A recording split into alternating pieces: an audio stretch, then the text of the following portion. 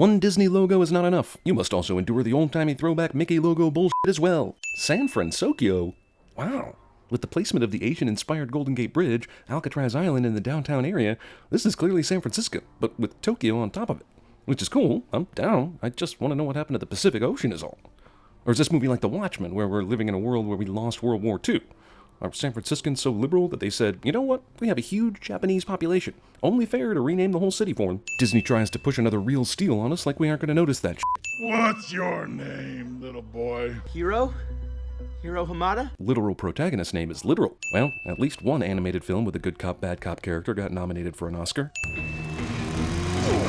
Tadashi Ex Machina. You graduated high school when you were 13, and this is what you're doing? This is the perfect time for this kind of exposition. And how are they hearing each other? Extremely convenient ramp shows up at the exact spot where they need it. What the hell is this doing here anyway? Bot fighting is illegal!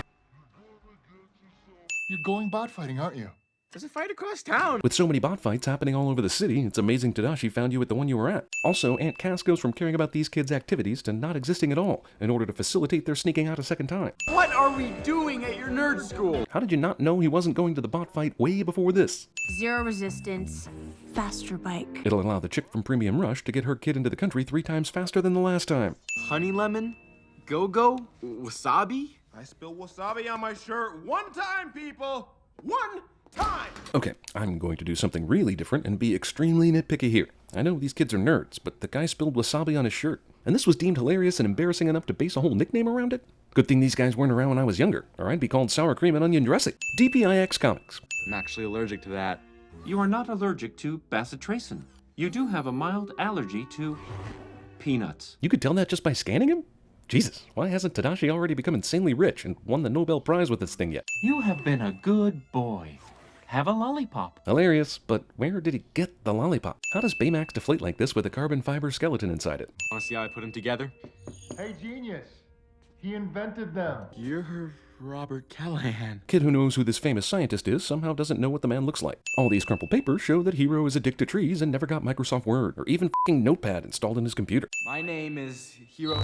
Microphone feeds back to accentuate the awkwardness cliche. Look, I've got no problem with these microbots since we're in a sci-fi comic book cartoon, except the part where he says these things are controlled with your mind. Like, even under the best of circumstances where you're concentrating at a perfect level, how does that communicate to all these little bots the exact specifications you want? And what if your girlfriend breaks up with you on the day you use these, and all they can construct is a broken wang? If you can think it, the microbots can do it. So, this kid invented nanobots, only bigger, roughly tons of years after the invention of nanobots. Robert, I know how you feel about me. We find out later that Cray neglected safety when it came to a transportation portal, which Callahan's daughter test piloted and never came back.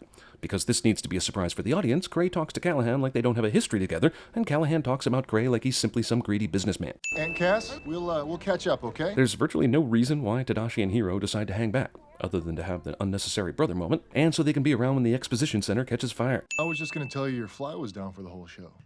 Haha, but if his fly is down here, it is not remotely visible from the audience's position. Callahan's in there. Someone has to help. Like, Aquaman? I can't believe this extremely smart guy thinks he can run into a burning building and expect anything but tragedy. Oh, shit, all my microbots are in there. And my brother. As usual, no sad moments can happen without Earth dumping rain on everyone. Also, only black umbrellas are allowed at a funeral cliché. A zero? I'm okay, really. Does it hurt when I touch it? Healthcare robot is programmed to continue medical exam even after patient rates pain a 0 on a scale of 1 to 10. You should expect an increase in body hair, especially on your face, chest, armpits, and... Thank you! Amazingly, the robot Baymax, thus far unfazed by any kind of protest, actually stops talking so this movie can keep its PG rating. I'm satisfied, my... Hiro is so unnecessarily beyond embarrassed about Baymax's discussion about puberty, he stupidly jumps on him to try and deflate him, which of course leads to a new discovery under the bed. We've seen these microbots do amazing things, but getting out of a jacket pocket is something that is above its pay grade. Your tiny robot is trying to go somewhere. Damn you, Baymax! You've been on screen a total of about 3 minutes so far, but you've already hit adorable levels worthy of 1 sin reduction. Wait, did Baymax just walk through the cafe without anyone seeing it? Hiro? Hey! Aunt Cass? There is absolutely no reason why Hiro acts like Baymax is E.T. and needs to keep his aunt from knowing anything about it. There is nothing whatsoever on the line if she finds out about it. How did Baymax get on the trolley? Does he have coins? Paper currency? Is money obsolete in this weird-ass fusion future? No one thinks it's curious that a white inflatable blob is walking around town. Cat Wilhelm scream. You gave me a heart attack! My hands are equipped with defibrillators. You know what? That's funny. but if you're gonna know for a fact that he has allergies to peanuts just by scanning him, surely you can tell he didn't literally have a heart attack. Did you file a report when your flying robots were stolen? Cop seems skeptical about flying robots, despite the 2-minute display of Baymax's obvious weird robot abilities and awareness. By the way, is this the age of Minority Report, where no crimes are being committed anymore? This is one empty police station. Or maybe the villain from Bad Boys is planning to rob it. Hey, Aunt Cass. Aunt Cass apparently has never seen anyone act suspicious before. Hero kills a 30-pound cat by throwing it up an entire flight of stairs. Did Baymax charge all the way back up in like a minute? Let's work on your moves. Movie clearly and deliberately rips off The Matrix. Luckily, this movie Hero put in so that Baymax can learn karate is a side-scrolling one-take action shot that will motion capture all the moves. A robot designed to help people with healthcare. And that's it. Of course, has multiple ports where you can stick other programming chips. Knife hands. Back kick. Gummy bears. That is definitely amusing, and I hate to be a killjoy, but did he need a robot to get him gummy bears out of the vending machine? Man, I'm an asshole. This car notices them and stops to investigate. Amazing timing, considering who it turns out to be. Slow-ass Baymax was able to catch up to Hero before he blindly fell into the ocean. Car that has been suspiciously following Hero this whole time just turns out to be his friends, who could have simply called out to him instead of being a bunch of stalking assholes. Just out for a walk. Meanwhile, the mysterious masked figure who has all the microbots and is moving all sorts of shit around has gone deadly quiet. Don't push us away, Hiro. We're here for you. That's why Baymax contacted us. And we waited for hours before actually driving out to see you so that we could get mixed up into the plot. Holy mother of Megazon! I hear they just took a lot of TJ Miller's outtakes from Cloverfield and put it into this movie. Seriously? She took a picture with Flash and everything? She really just did that. Movie shares a car chase page from Fast and Furious, where only the good guys and bad guys are out at night and there is zero traffic. Super scary microbot Villain is only fast enough to barely keep pace with the shitty sedan. Villain throws a car, instead of simply catching up to them, which should be possible with his amazing army of microbots. Movie that pretends to care about science proceeds to make this possible. These tires should be freaking dead by now, skidding against the grain like that for the second time. The masked villain assumes the heroes are dead and wanders off stupidly. Either that, or his intent was only to scare them all along, in which case he carried on for far too long. Movie thinks it can slip a Stan Lee cameo by us like we're just gonna let that shit slide. Nice try, assholes. The man in the mask who attacked us is none other than... Voila! You had the TV queued up to this dude before you ever came in here?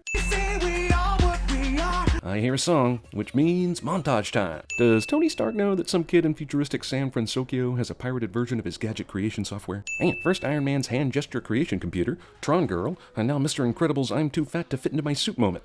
This movie is ripping off all the Disney. Actually, since Baymax is mostly air, he should pop when this happens, right? Shit, we saw him intentionally let out air earlier to squeeze through a window. Why is he not doing that now to help the suit fit? Which reminds me, does he still have 6 pieces of Scotch tape holding all that air in? Because amazing if so.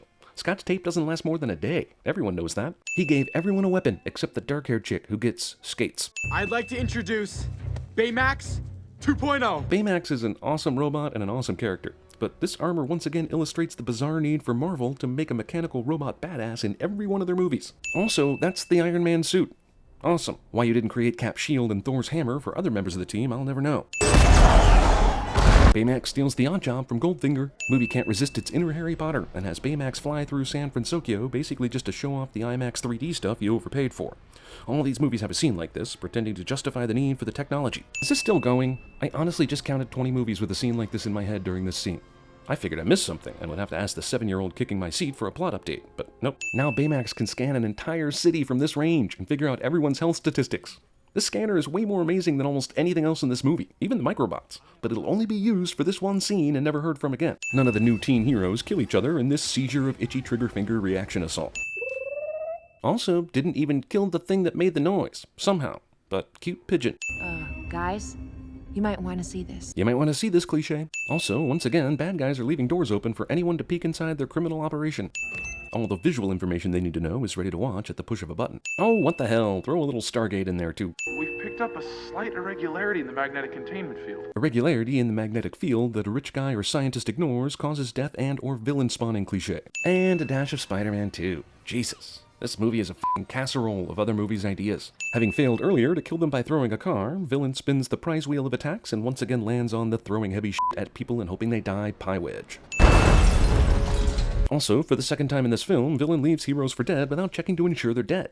The explosion. You died.